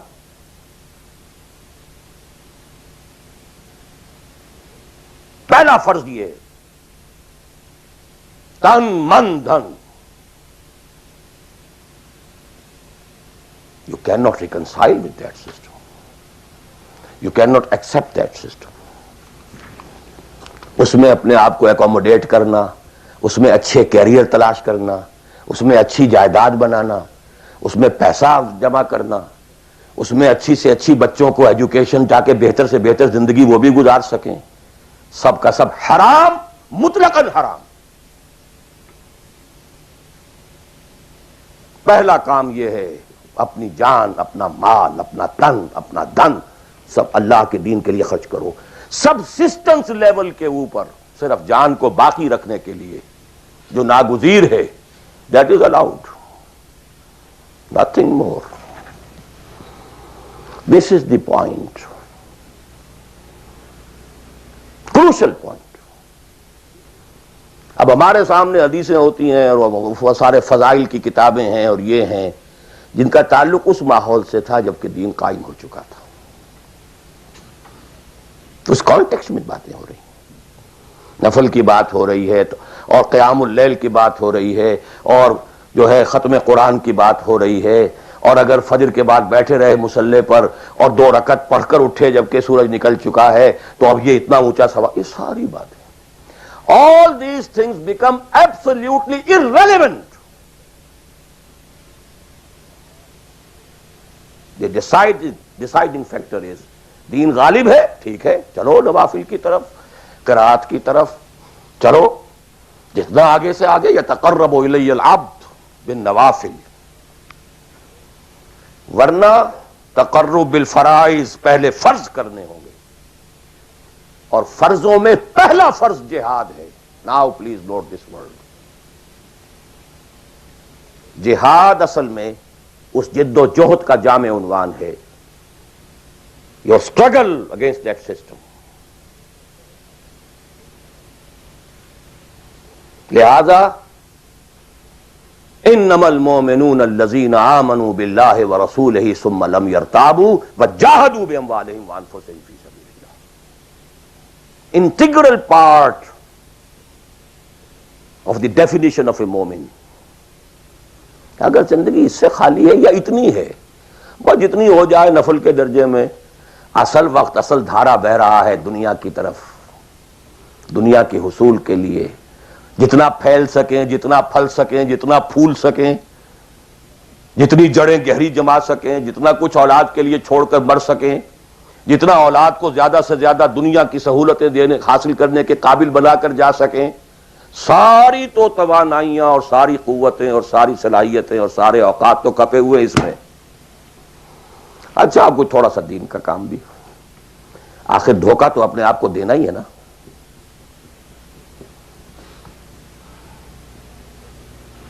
قسمت فروش عورتیں بھی تو کالے کپڑے پہن کے جلوس میں نکلتی ہیں تازیوں کے، اور سبیلیں لگاتی ہیں اور مسجدیں بناتی ہیں۔ They have to deceive themselves۔ ڈاکو لوگ نہایت سفاک یتیموں اور بیواؤں کی سرپرستی کرتے تھے۔ ہمارے معاشرے میں جو بستہ الف بستہ بے کے غنڈے ہوتے ہیں، ان کے ہاں بھی نیکی کا، پن کا، خیر کا کھاتا ہوتا ہے۔ کسی طرح کچھ مذہبی ایکٹیویٹی ہے، اصل شے یہ ہے کس ماحول میں رہ رہے ہیں۔ بہت خوش قسمت ہوتا میں اور آپ، پھر آپ اچھے سے اچھا پہنتے، کوئی اعتراض نہیں، اچھے سے اچھا کھاتے۔ قل من حرم زینۃ اللہ التی اخرج لعبادہ والطیبات من الرزق۔ خلافت راشدہ میں آپ رہ رہے ہیں، آپ حلال ذریعے سے کما رہے ہیں، آپ بہت اچھا کھائیے، بہت اچھا پہنیے، بلکہ اللہ چاہتا ہے کہ اس کی نعمت جو اس نے تمہیں دی ہے وہ تم پر ظاہر ہو۔ لیکن پلیز نوٹ دی کانٹیکسٹ، دین مغلوب ہو اور آپ اچھا پہننے اور اچھے کھانے کی فکر میں ہو۔ مجھے جملہ یاد آ رہا ہے حضرت ابو بکر کا رضی اللہ تعالی عنہ۔ تھوڑا سا مسئلہ ہوا تھا کہ لوگوں نے کہا کہ زکوٰۃ ہم دیں گے لیکن زکوٰۃ ریاست کو نہیں دیں گے، اپنے طور پر خرچ کریں گے۔ حضرت ابو بکر نے فیصلہ کیا ان کے خلاف جنگ کا۔ حضرت عمر جیسی شخصیت بھی مشورہ دے رہی ہے کہ دیکھیں نہیں، 2 فرنٹ پہلے ہم نے کھولے ہوئے ہیں۔ جیش اسامہ کو بھی آپ نے روکا نہیں کہ جائے، حضور نے تیار کیا تھا۔ پھر جو مرتدی ہو گئے کسی اور کو نبی مان لیا ان کے خلاف تو جنگ کرنی ہی کرنی ہے، لیکن یہ تو صرف نماز بھی پڑھ رہے ہیں اور یہ زکوٰۃ کا بھی انکار نہیں کر رہے ہیں، صرف ہمیں نہیں دے رہے ہیں، تو ان کے ساتھ ذرا مصلحت کا تقاضا یہ ہے کہ کچھ نرمی کی جائے۔ ان کے بڑے پیارے الفاظ تھے، ایبدل الدین وانا حی، کیا دین میں تغیر کیا جائے گا جبکہ ابھی میں زندہ ہوں؟ خدا کی قسم اگر یہ حضور کے زمانے میں زکوٰۃ کے اونٹوں کے ساتھ ان کے باندھنے والی رسی بھی دیتے تھے، اور اب اگر یہ کہیں گے کہ اونٹ لے جاؤ رسی نہیں دیں گے تب بھی میں قتال کروں گا، اور خدا کی قسم کوئی میرا ساتھ نہیں دے گا تو میں اکیلا جاؤں گا۔ اور اے عمر تمہیں کیا ہو گیا؟ تم جاہلیت میں تو بڑے سخت تھے، اسلام میں آ کر تم نرم ہو گئے ہو۔ یہ ڈانٹ ابو بکر پلا رہے ہیں عمر کو رضی اللہ تعالی عنہ۔ تو اچھی طرح جان لیجئے، اب میں نہیں کہہ سکتا کہ میں کس طریقے سے اس کو بیان کروں، کیسے ٹھوک ٹھوک کر آپ کے ذہنوں میں اتار دوں۔ یہ ہے اصل شے، دین کا سارا سٹرکچر ہی بالکل ریورس ہو جاتا، the whole value structure absolutely changes. دین غالب ہے تو وہ ساری باتیں ہیں جو ہم نے خوب یاد کی ہوئی ہیں، آج حقوق والدین بھی تو ہے نا، آخر بچوں کے حقوق بھی تو ہے نا۔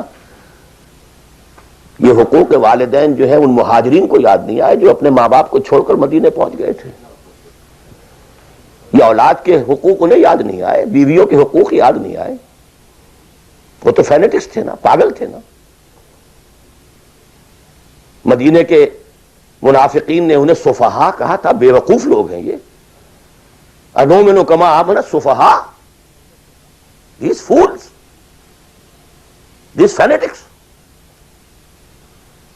یہ ساری حدیثیں آپ کو یاد ہیں۔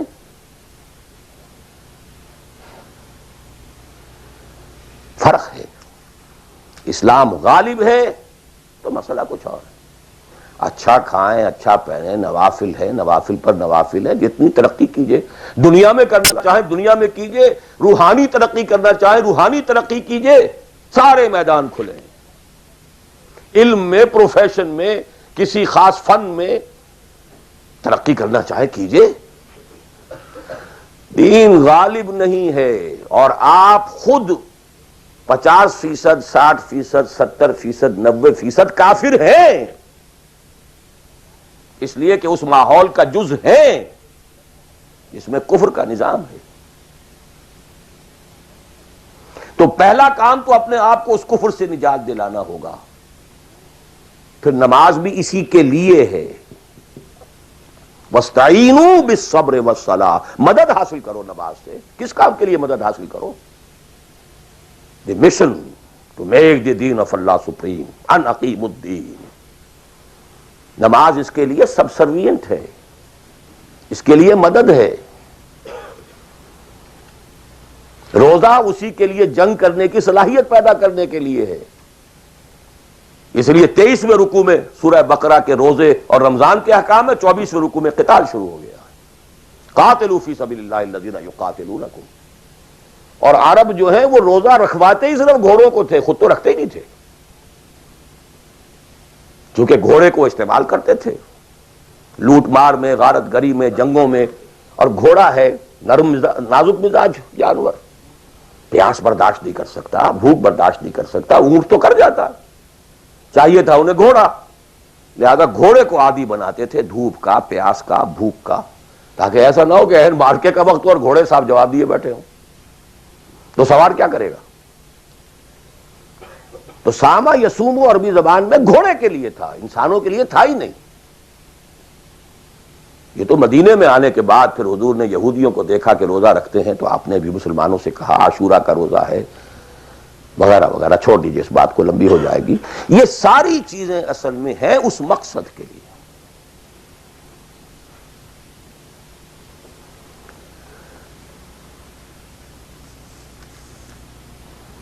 اب دیکھیے کہ اب پریکٹیکلی ہم آتے ہیں مسئلے کے اوپر۔ آئی ہوپ میں اس سے زیادہ میں کر نہیں سکتا، میرے لیے ممکن نہیں ہے کہ میں اپنے احساسات کو جیسے کہ میرے ہیں آپ تک منتقل کر دوں۔ اور میں جانتا ہوں ایسے لوگوں کو جو 30 برس سے مجھے سن رہے ہیں اور یہ ساری باتیں سن رہے ہیں اور ٹس سے بس نہیں ہوتے۔ زمیں جنبت نہ جنبت گل محمد، ان کا وہی کانسیپٹ ہے، اس لیے کہ یہ کانسیپٹ 1400 برس میں جا کر جو ہے مکمل ہوا ہے، پختہ ہو گیا۔ 30 برس تھے خلافت راشدہ کے، اس کے بعد ڈاؤن فال، کانسیپٹ سٹارٹڈ چینجنگ، دین مذہب بنتا چلا گیا، سارا ایمفیسس نماز روزے حج و عبادت پر ہو گیا، دین کا تصور ہی ختم، اور پھر ہم میں سے جو لوگ غلام رہے وہ تو اتنے خوگر ہو گئے کہ ملا کو جو ہے ہند میں سجدے کی اجازت، ناداں یہ سمجھتا ہے کہ اسلام ہے آزاد۔ بہت بڑے عالم دین نے کہا تھا یہ کہ ہمیں کوئی ایسا کام نہیں کرنا چاہیے جو ہماری حکمرانوں کو، انگریزوں کو پریشانی کا موجب بن جائے، اس لیے کہ انہوں نے ہمیں مذہبی آزادی دی ہوئی ہے، ہمارے نماز پڑھنے پہ کوئی قدغن نہیں ہے، ہمارے روزہ رکھنے پہ قدغن نہیں ہے، حج کرنے پہ قدغن نہیں ہے، لہذا we should be loyal to them۔ ملا کو جو ہے ہند میں سجدے کی اجازت، ناداں یہ سمجھتا ہے کہ اسلام ہے آزاد۔ یہ کانسیپٹ اتنے پختہ ہو چکے ہیں، اتنے پختہ ہو چکے ہیں۔ ریچولزم، رسومات، رہ گئی رسم ازاں روح بلالی نہ رہی، فلسفہ رہ گیا تلقین غزالی نہ رہی، نماز و روزہ و قربانی و حج یہ سب باقی ہیں، تو باقی نہیں۔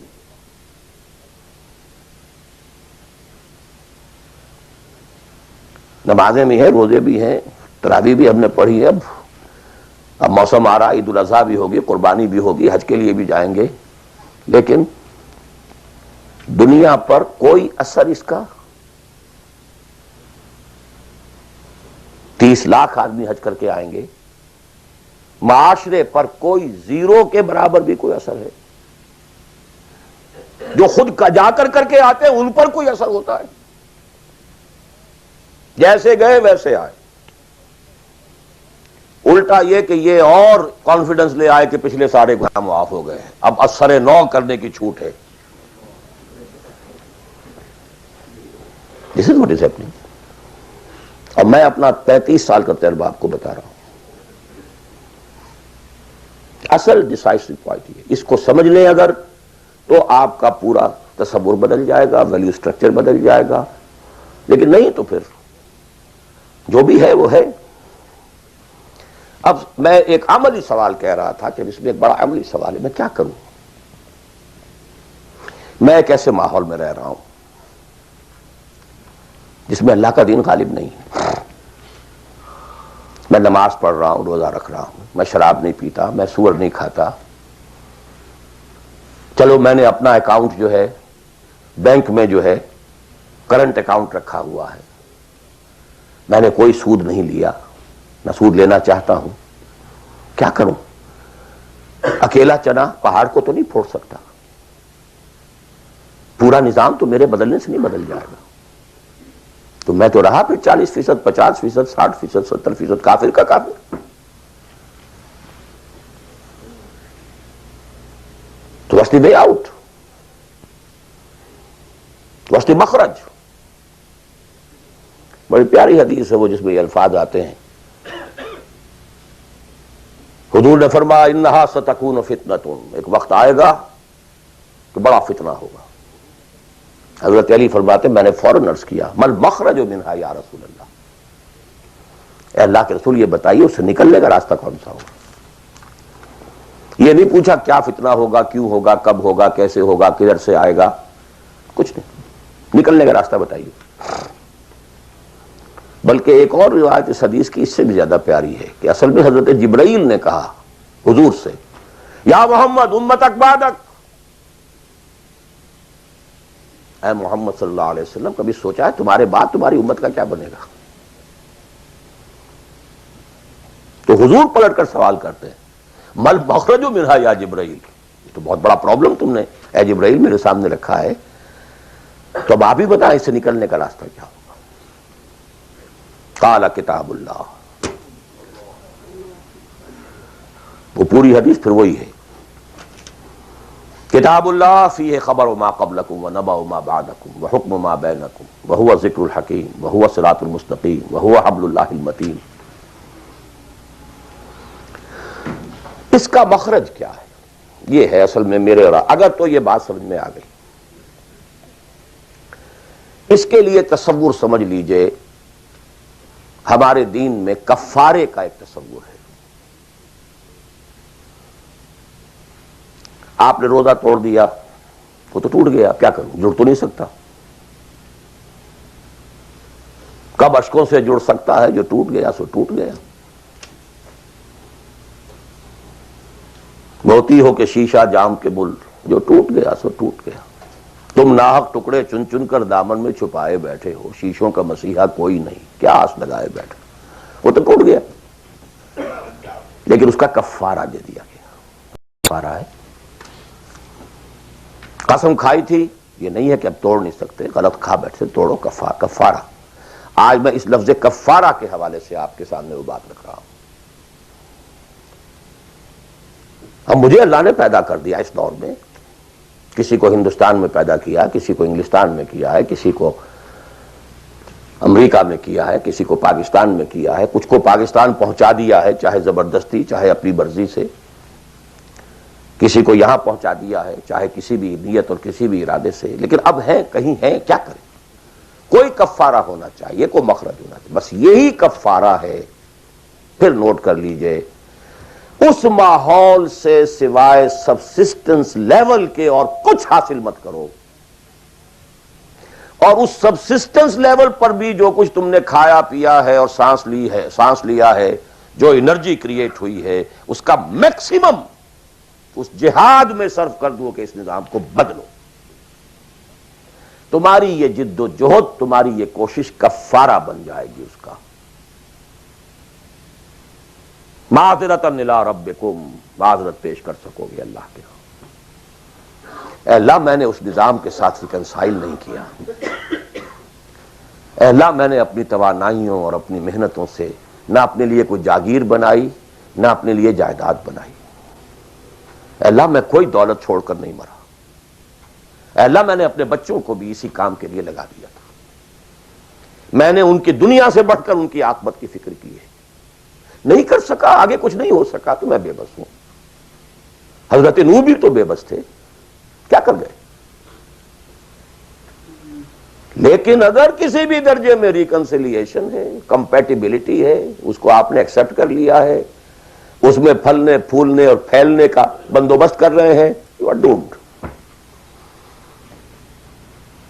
Everything will be multiplied by a big zero and will become a zero۔ یہ ہے جو میں سمجھا۔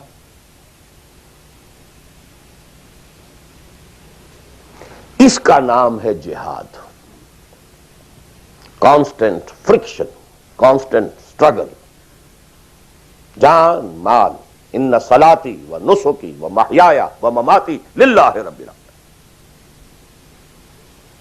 میری زندگی کا مقصد تیرے دین کی سرفرازی، میں اسی لیے مسلمان، میں اسی لیے نمازی۔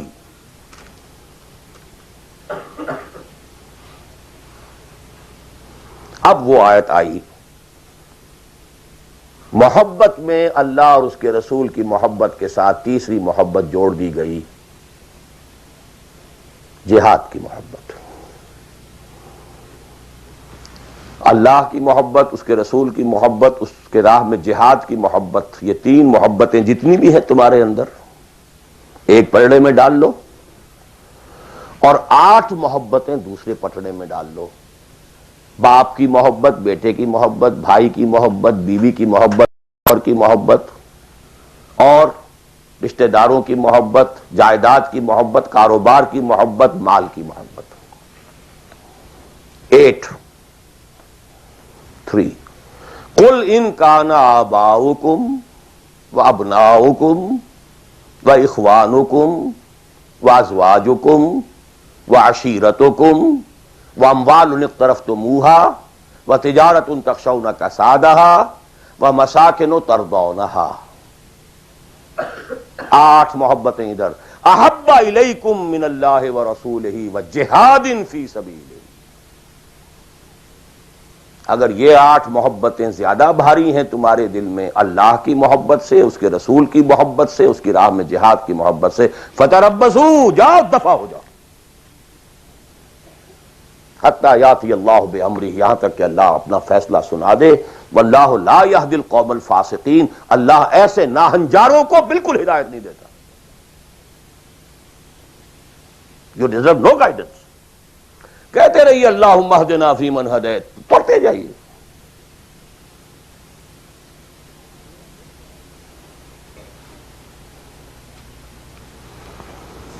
تیرا دل تو ہے صنم آشنا، تجھے کیا ملے گا نماز میں. جو میں سر بسجدہ ہوا کبھی تو زمین سے آنے لگی صدا. تیرا دل تو ہے صنم آشنا، تجھے کیا ملے گا نماز میں. تمہارے دلوں میں تو مال کی محبت ہے، جائیداد کی محبت ہے، اولاد کی محبت ہے، بیویوں کی محبت ہے، اور کہیں نام رکھا ہوا اللہ کا بھی اور رسول کا بھی.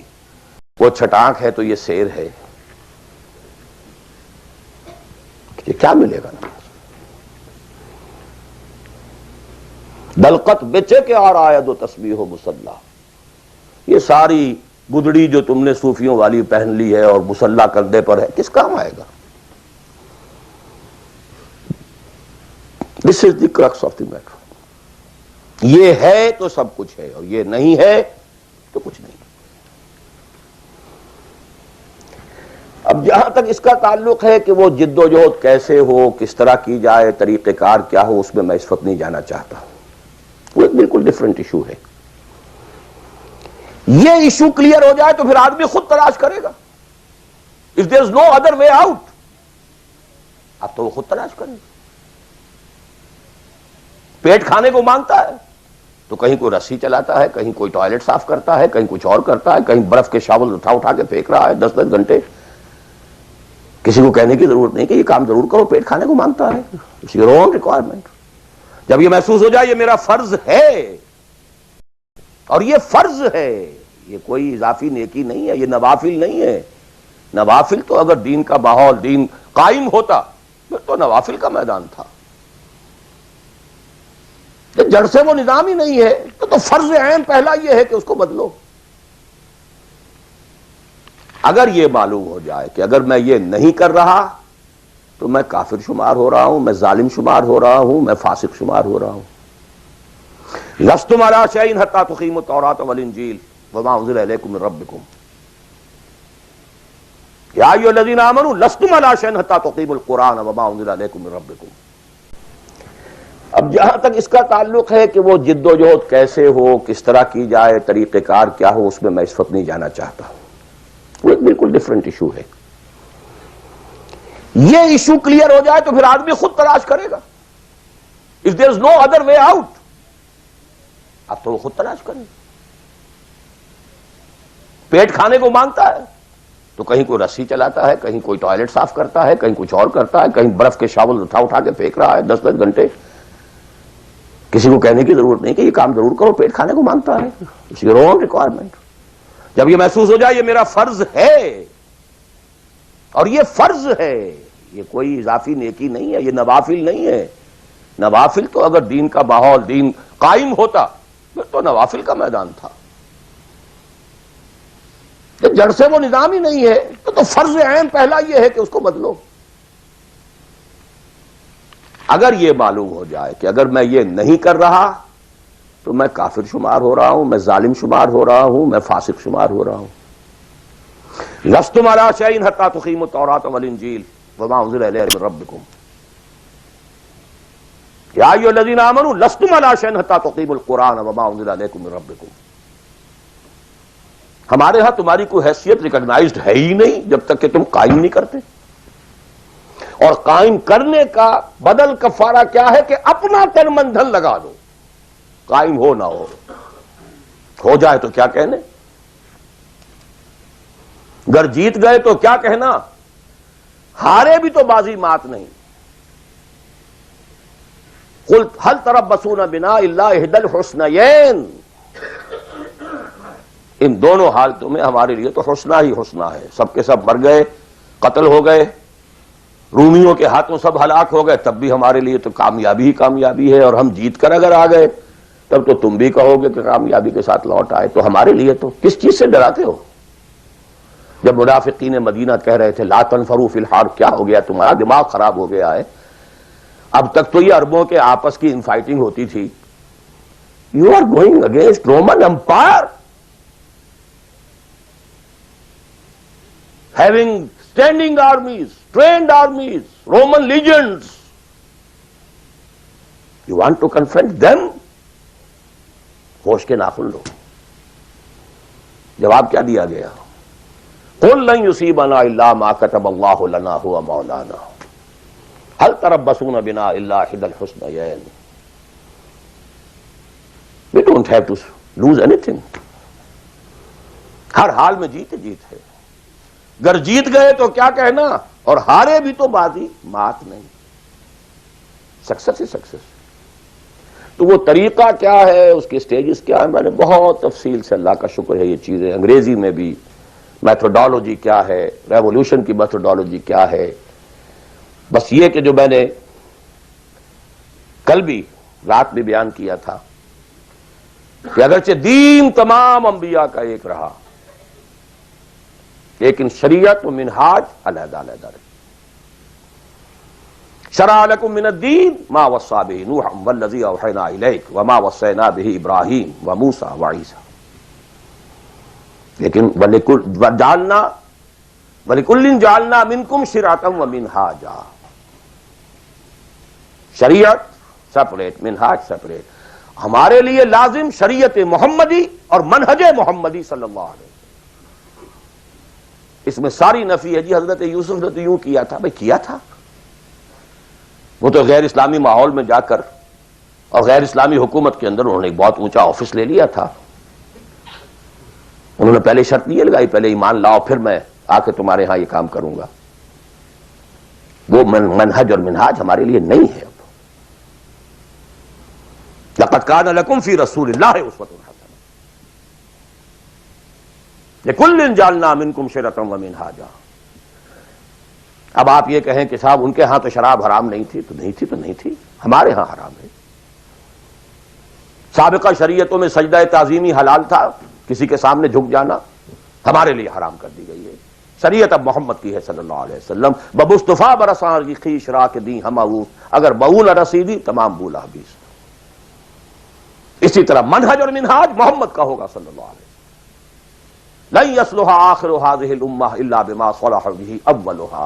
اس امت کے آخری حصے کی اصلاح نہیں ہو سکے گی مگر صرف اس طریقے سے جس طریقے پر کہ پہلے حصے کی اصلاح ہوئی تھی. اب یہ ہے آپ کے لیے، آپ کی سمجھ ہے، آپ کی صلاحیت ہے، آپ ذہین ہیں، آپ تعلیم یافتہ ہیں. Read between the lines of the سیرہ. منہج اخذ کیجئے سیرت سے. کیا منہج تھا، کیا میتھوڈالوجی، کیسے آپ نے کام شروع کیا، کتنے سٹیجز سے گزرے، کسی ایک سٹیج سے دوسری سٹیج میں جانے کے لیے کیا شرط تھی، کس درجے تک ایک کام اکمپلش ہو جائے تو پھر اگلے درجے پہ قدم رکھا جائے.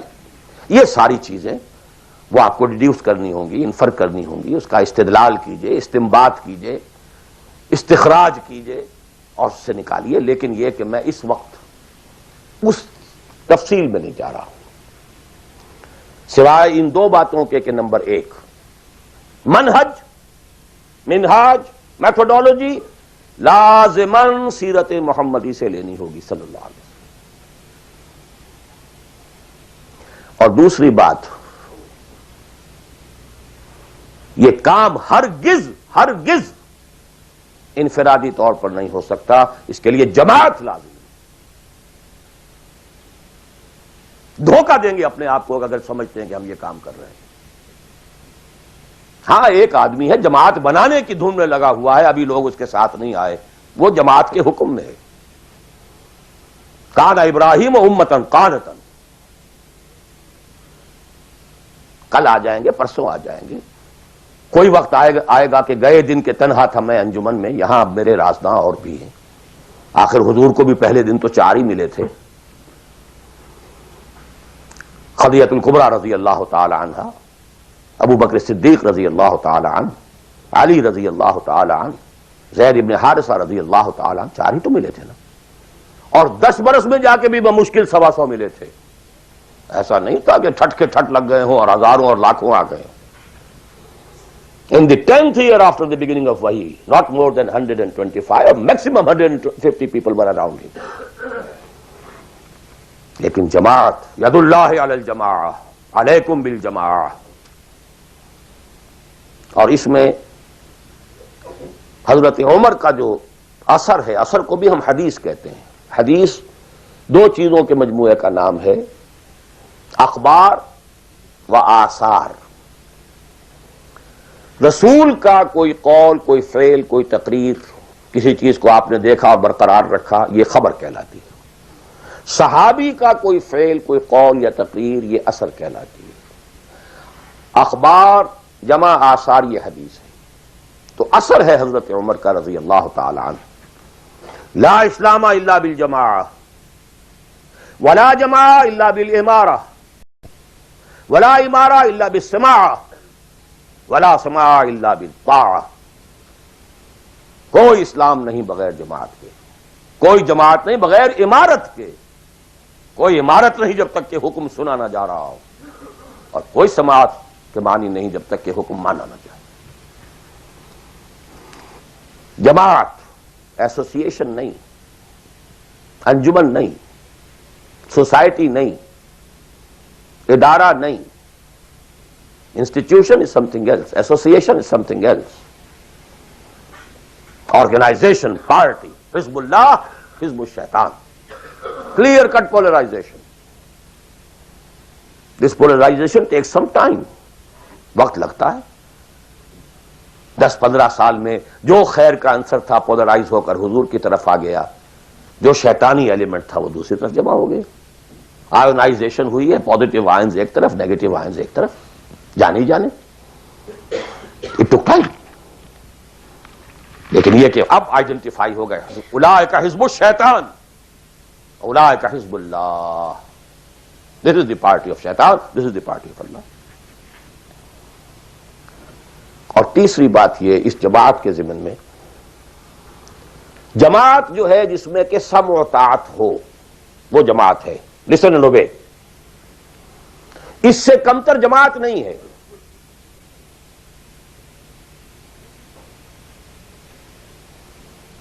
لیکن یہ جماعت مختلف قسم کی ہو سکتی ہے۔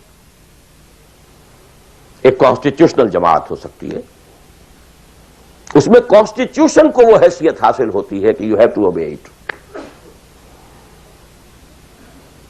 کوئی اس کا صدر بنتا ہے تو حلف لیتا ہے کہ I will be loyal to this constitution. اب یہ بھی تو ایک جماعت ہے نا، امریکن نیشن ایک جماعت ہے، اس کا ایک کانسٹیٹیوشن ہے۔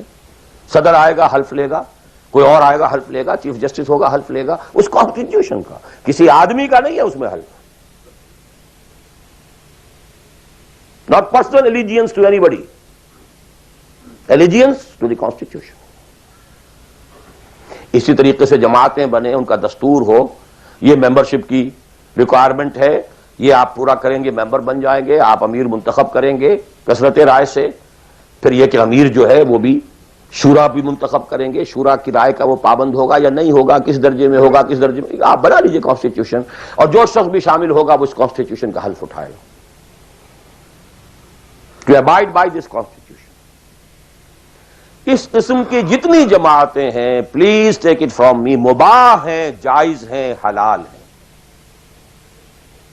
بشرطے کہ اس میں ڈسپلن ہے، اوبیڈینس ہے۔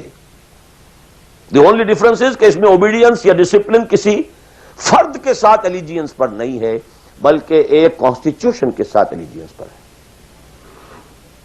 But you have to obey, listen and obey, can't go beyond that constitution۔ تو مباح اور حلال اور جائز ہر وہ جماعت ہے خواہ کسی بنیاد پر بنی ہوئی ہو جس میں ڈسپلن ہے اور سمع و طاعت ہے، listen and obey ہے۔ لیکن منسوس، مسنون، معصور، یہ تین الفاظ، منسوس وہ شے ہے کہ جس کا ذکر قرآن اور حدیث میں ہو، نص یہ ہے ہماری۔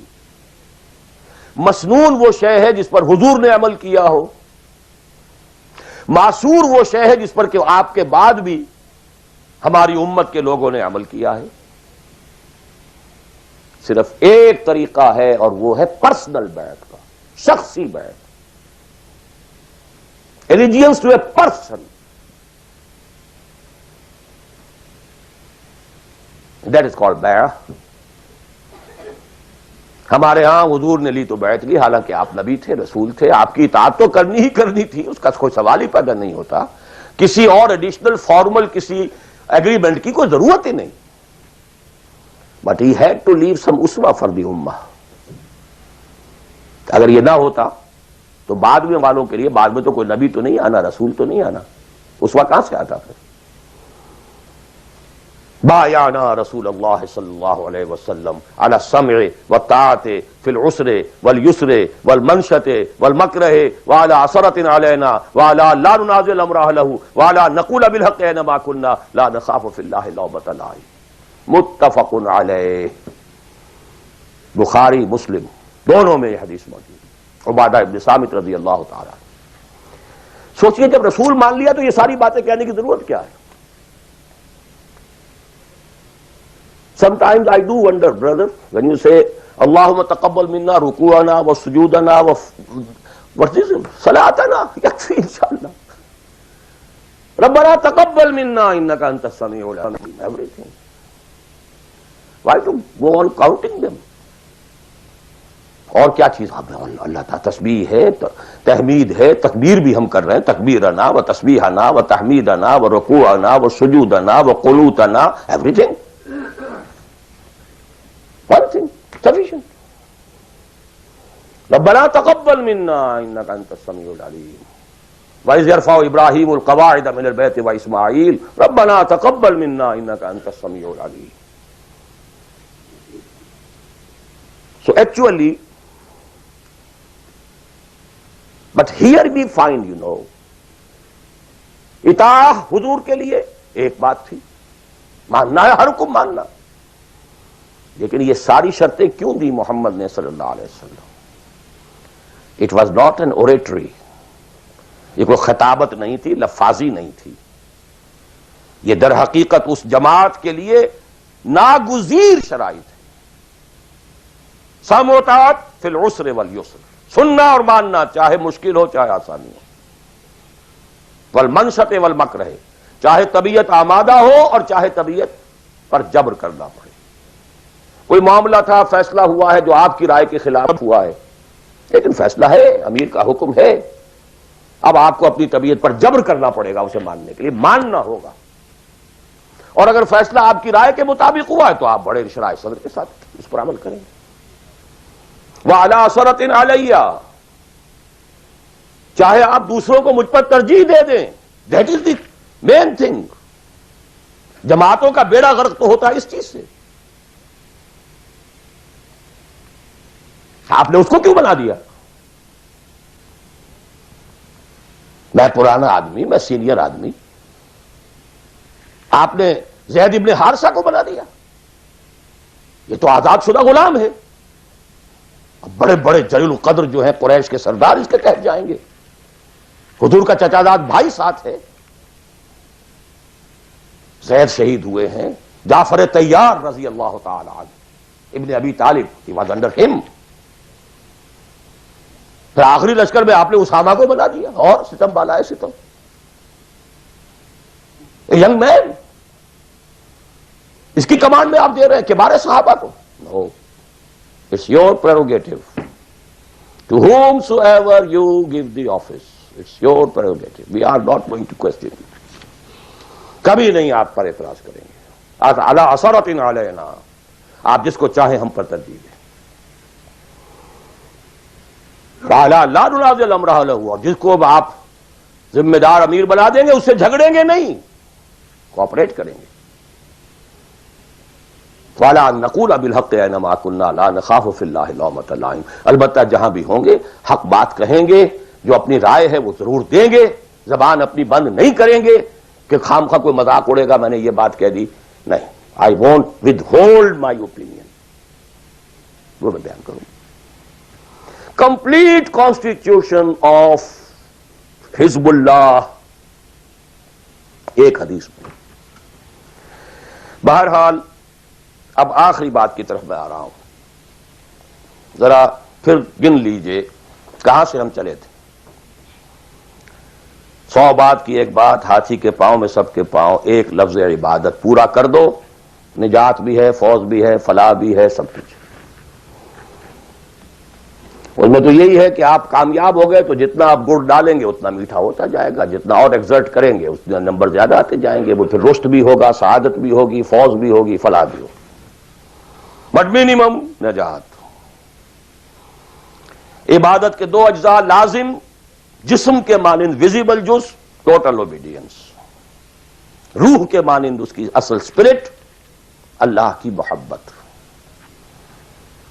اوبیڈینس اور محبت میں اللہ اور رسول دونوں یکجا، نظری طور پر اللہ اول رسول ثانی، عملاً رسول اول اللہ ثانی. اوبیڈینس میں غلطی ہو جائے وقتی طور پر، غیر شعوری طور پر، بھول میں، چوک میں، جذبات کے طوفان میں، وقتی طور پر ماحول سے اثر انداز ہو کر، ٹھیک ہے، فوراً توبہ کر لو، اللہ معاف کر دے گا. ایک گناہ بھی اگر مستقلاً جان بوجھ کر اپنی زندگی کے اندر داخل کر لیا تو یہ بگ زیرو ہے، سارا بقیہ زیرو سے ضرب کھا کر زیرو ہو جاتا. تین چیزیں ایکسکلوسیو اللہ کے لیے ہیں. دعا صرف اللہ سے،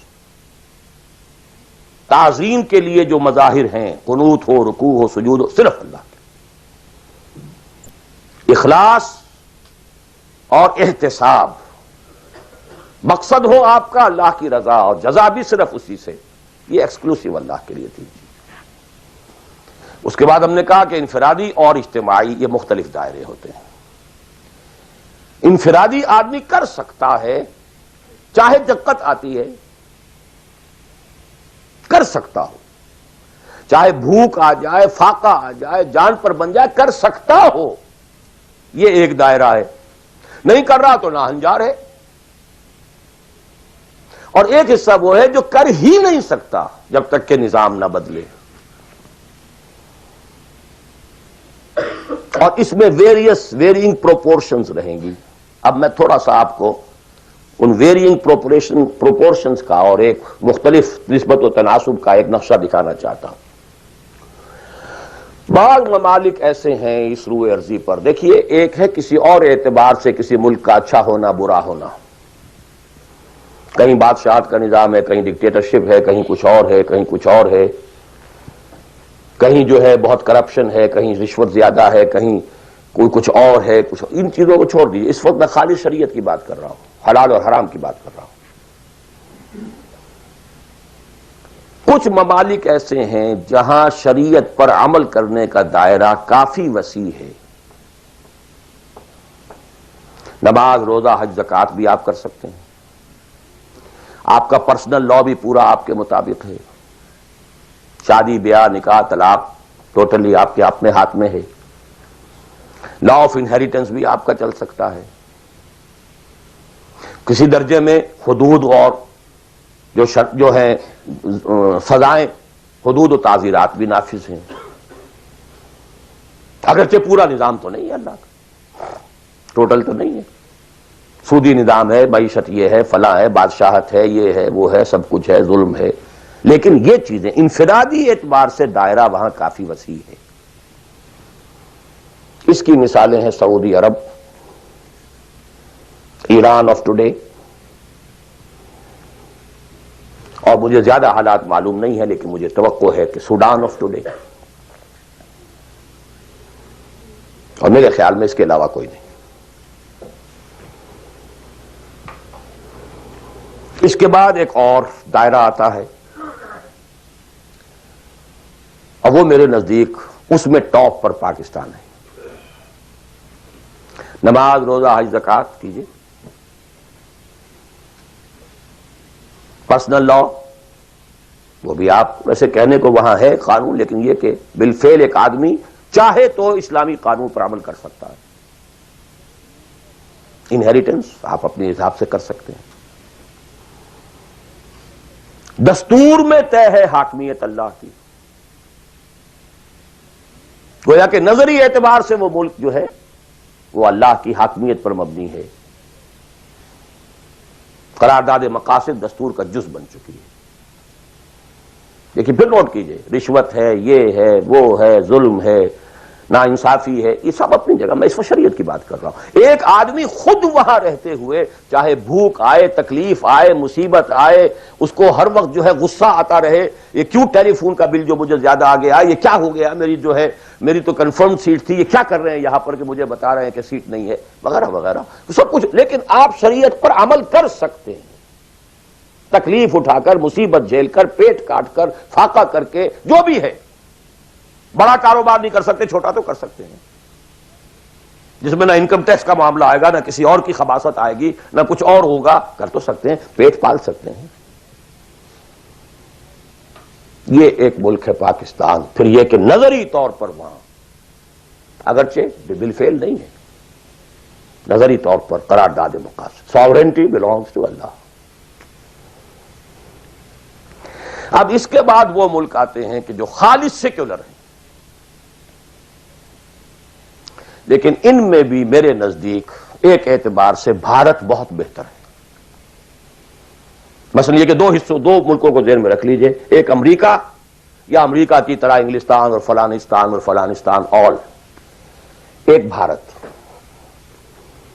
سیکولر ہے، لیکن کم سے کم آج کی تاریخ تک مسلمانوں نے، بھارت نے اپنا پرسنل لا محفوظ رکھا ہے۔ I salute them in the face of maximum hardships۔ کٹر ہندو تلا ہوا ہے کہ یہ کامن سول کوڈ ہونا چاہیے۔ اٹس ویری لاجیکل، ان کی بات بڑی منطقی ہے۔ جب قوم آپ کہتے ہیں ایک ہے، آپ سارے جو ہے سیاسی حقوق وہی لینا چاہتے ہیں کہ جو ہندوؤں کو حاصل ہیں، تو اگر قوم ایک ہے تو سیکولرزم کا تقاضا تو یہ ہے کہ کامن سول کوڈ ہونا چاہیے۔ Why this separate family laws? وہاں کوئی عورت برقع لے سکتی ہے، بلکہ میں سمجھتا ہوں کہ جتنی عورتیں برقعے میں ہندوستان میں آج نظر آ جائیں گی، پوری دنیا میں کسی اور ملک میں نظر نہیں آئے گی۔ Go and see Hyderabad Deccan, I have seen it. Pakistan میں تو برقعے کا نام و نشان بڑا، ڈھونڈ اب اس کو چراغ رخ زیبا لے کر، کون؟ وہ تو فرسودگی کی علامت تھی، غربت کی علامت تھی۔ بھارت اس میں سب سے اونچا ہے۔ نماز پڑھیے، روزے رکھیے، مسجدیں بنائیے، ہے کچھ وہ فرکشن ہے، مشکل ہے، جینا وہی مشکل ہوتا ہے، مشکل جہاں آسان ہوتی ہے۔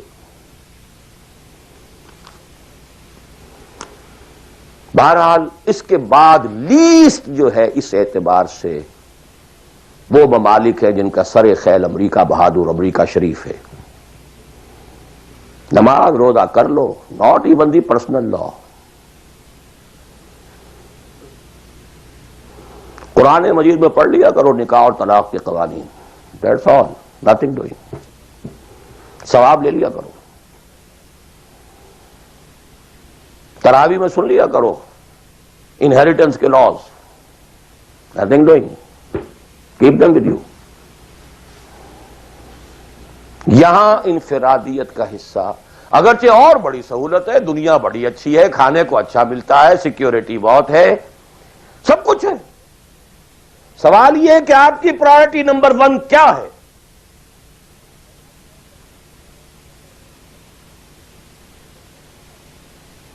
تو بائی چوائس اگر کسی کا مسئلہ ہے تو میرے نزدیک وہ بڑا مخدوش ہے۔ ایک شخص پیدا ہی یہاں ہوا ہے، وہ بات اور ہے بالکل،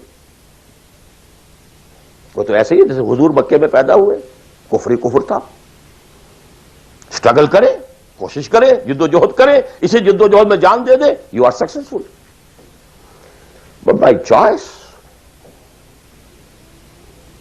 جہاں زیادہ دین کا حصہ ہے اس کو چھوڑ کر جہاں کم حصہ ہے وہاں آنا، اور کس لیے آنا؟ For better life, for better living, for better earning, for more comforts, more enjoyments. اب میں کوئی لفظ استعمال نہیں کرنا چاہتا آگے، it's for everybody to decide himself. یہ گریڈیشن ضرور ذہن میں رکھیں۔ پاکستان میں بہت گند ہے، بہت خرابی ہے، رشوت ہے، جھوٹ ہے، لیگ پولنگ ہے، بیک بائٹنگ ہے، یہ ہے، وہ ہے، سود تو وہاں بھی ہے، یہ تو وہاں بھی، ٹھیک ہے، ایبسلیوٹلی کریکٹ، وہاں بھی معیشت سود کی ہے، معیشت تو ساری سود کی، سعودی عرب کی بھی ہے، سارے دینی ادارے چلتے ہیں وہاں پہ سود کے پیسوں پر۔ یہ ڈاکٹر غلام مرتضیٰ ملک صاحب نے مجھے بتایا، جو ٹی وی وغیرہ پہ کافی آتے ہیں،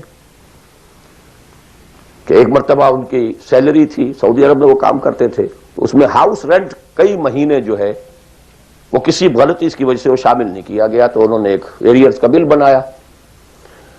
اب وہ بل گیا، اب وہ کئی مہینے ہو گئے، جا کے پوچھتے تھے تو جواب یہ دیتا تھا ما جعل قسط نہیں آئی ابھی۔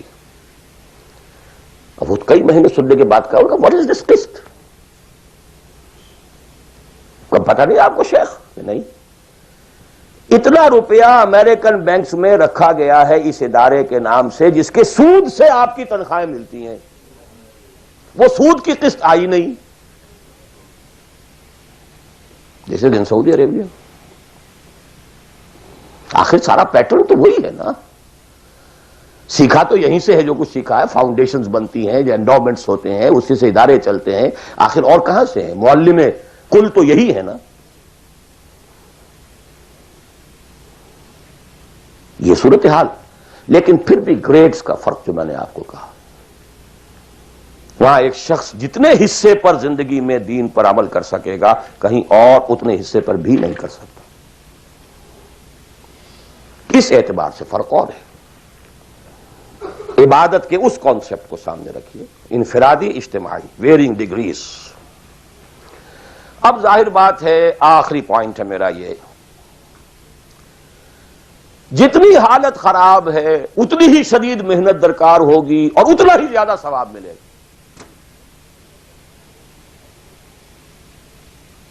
جہاں جتنی آسانی ہے اتنی ہی محنت کم ہے، اتنا ہی ثواب کم ہے۔ یہ آج رات کو جب ہم سورہ حدید پڑھیں گے تو اس میں بات آ جائے گی۔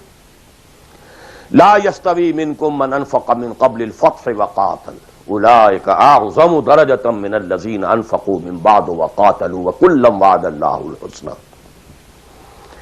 لہذا حالات کی نامساعدگی، حالات خراب ہیں، یہ پرابلمز ہیں، یہ تو آپ کے لیے موقع کو زیادہ بڑھا رہے ہیں۔ You can earn more. Only you have to make a decision. What is your priority number one? Inna salati wa nusuki wa mahyaya wa mamati lillahi rabbil alamin. The minimum subsistence level کے لیے جو ضروری ہے وہ ٹھیک ہے، rest for Allah, for اس دین۔ قل ان کان آباؤکم وابناؤکم واخوانکم وازواجکم وعشیرتکم واموال اقترفتموها وتجارۃ تخشون کسادها ومساکن ترضونها احب الیکم من اللہ ورسولہ وجہاد فی سبیلہ فتربصوا حتی یأتی اللہ بامرہ واللہ لا یہدی القوم الفاسقین۔ میں اللہ سے دعا کرتا ہوں کہ آپ اس کے لیے فرم فیصلہ کریں، اور اس کے لیے ظاہر بات ہے انفرادی حصے پر عمل انفرادی ہوگا، اجتماعی پر جماعت کے بغیر ممکن نہیں۔ کفارہ ادا کرنے کے لیے جماعت ہوگی، جماعت جو سم و طاعت کے ساتھ ہو، چاہے یہ سم و طاعت کسی دستور کا ہے اور چاہے یہ سم و طاعت کسی شخص کا ہے۔ دستور کے ساتھ سم و طاعت مباح ہے، جائز ہے، حلال ہے، لیکن ایک شخص کے ساتھ سم و طاعت منسوس ہے، مسنون ہے، معصور ہے، اور ان دونوں کے درمیان جو فرق و تفاوت ہے اس کو بیان کرنے کی ضرورت نہیں۔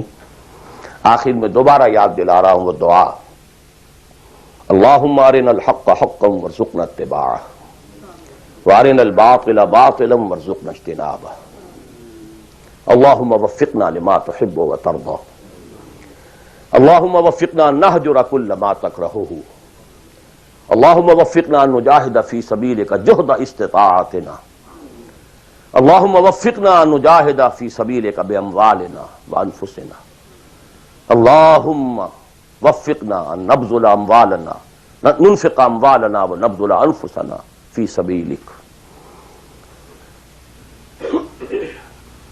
اللہم لا تزغ قلوبنا بعد اذ ہدیتنا وہب لنا من لدنک رحمہ انک انت الوہاب۔ اے اللہ، ہمارے دلوں میں اگر اس وقت خیر کا کوئی رجحان پیدا ہوا ہے، کوئی عزم پیدا ہوا ہے، کوئی ارادہ پیدا ہوا ہے، تو اے اللہ اس ارادے کو تقویت دے، اس کو آگے بڑھا، اس پر عمل کرنے کی توفیق عطا فرما۔ اقول قولی ھذا واستغفر اللہ لی ولکم ولسائر المسلمین والمسلمات.